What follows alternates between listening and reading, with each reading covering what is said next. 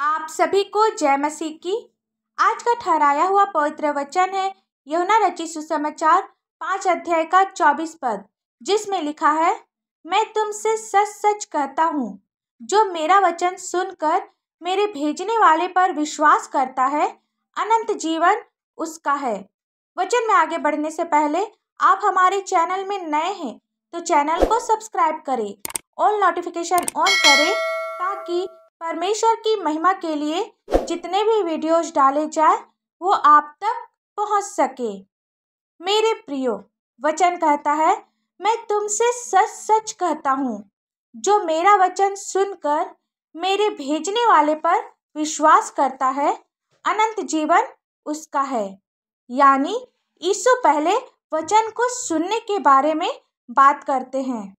हमें वचन को विश्वास करने से पहले सुनना है। उसके बाद यीशु हमसे कहते हैं, उस पर विश्वास करो जिसने मुझे भेजा है। यीशु यहाँ किसकी बात कर रहे हैं? वे परमेश्वर पिता की बात कर रहे हैं। परमेश्वर ने अपने पुत्र के विषय में गवाही दी है। परमेश्वर ने हमें अनंत जीवन दिया है और यह जीवन उसके पुत्र में है। जिसके पास पुत्र है उसके पास जीवन है, और जिसके पास परमेश्वर का पुत्र नहीं उसके पास जीवन भी नहीं है। यूहन्ना रचित सुसमाचार 3 अध्याय का 15 पद में लिखा है, जो कोई उस पर विश्वास करे वह अनंत जीवन पाएगा। यानी जो परमेश्वर के पुत्र पर विश्वास करते हैं, इसलिए लिखा है कि तुम जानो कि अनंत जीवन तुम्हारा है। यूहन्ना रचित सुसमाचार 10 अध्याय का 30 पद में लिखा है, मैं और पिता एक है। यानी यीशु घोषणा करते हैं कि मैं और पिता एक है, जिसने मुझे भेजा है। हमें यीशु को भी जानना है और पिता को भी जानना है। जब हम उसके भेजने वाले पर विश्वास करते हैं तो हम अनंत जीवन को प्राप्त करेंगे। ये अनंत जीवन क्या है? यूहन्ना रचित सुसमाचार 17 अध्याय का 3 पद में लिखा है, अनंत जीवन यह है कि वे तुझ एकमात्र सच्चे परमेश्वर को और यीशु मसीह को, जिसे तूने भेजा है, जाने।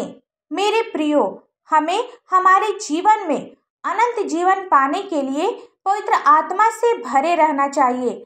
हमें प्रार्थना करनी चाहिए कि परमेश्वर हमें अनंत काल का जीवन प्रदान करे।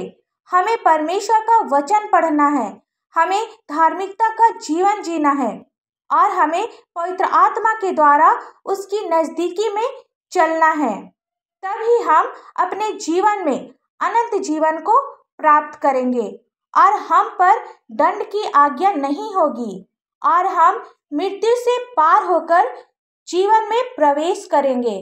आप विश्वास करें। आइए हम सब प्रार्थना करें।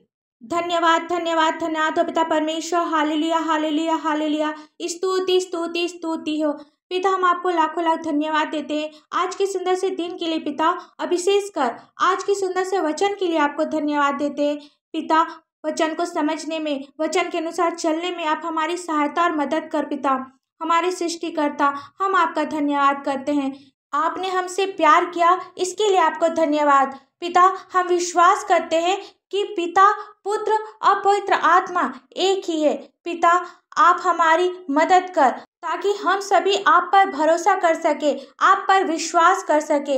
आप हमारी मदद कर पिता, हमें सही मार्गदर्शन दे, हमें सिखा कि हमें किस रास्ते पर चलना चाहिए पिता। प्रार्थना करते हैं उन बीमार लोगों के लिए पिता, जो अपने बिस्तर में पड़े रहते हैं, उठ नहीं सकते, आईसीयू में भर्ती है पिता, जिनकी हाथ पैर काम नहीं करते हैं, नशे काम नहीं कर रहे हैं पिता।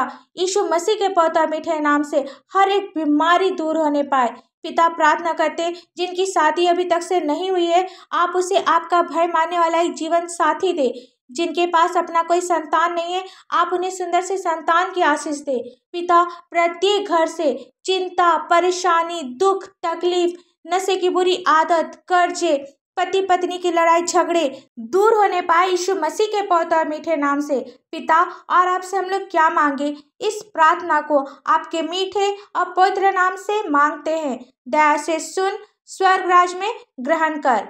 आमीन। परमेश्वर का यह वचन आप सभी के पास पहुँचे और आशीष का कारण बने। इसके लिए आप हमारे इस चैनल को लाइक, शेयर और सब्सक्राइब करें। धन्यवाद।